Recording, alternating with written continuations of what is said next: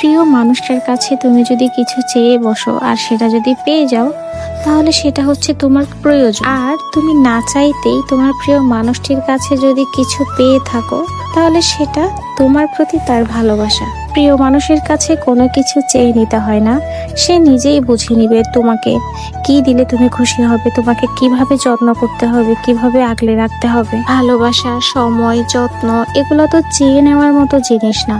তোমার যদি বলে কয়ে এই ভালোবাসা, যত্ন, সময় এগুলো চেয়ে নিতে হয়, তাহলে তোমাকে ওই মানুষটা কিভাবে আর ভালোবাসলো? অ্যারেঞ্জ অর লাভ ম্যারেজ এটা কোনো ফ্যাক্ট না।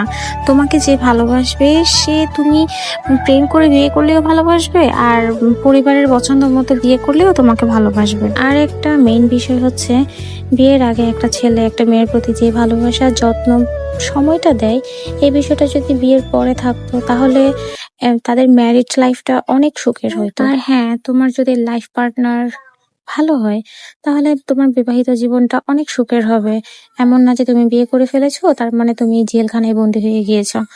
তোমার লাইফ পার্টনার যদি ভালো হয়, তাহলে তোমাকে ঠিক আগের মতো স্বাধীনতা দিবে, আগের মতোই তোমাকে চলতে দিবে।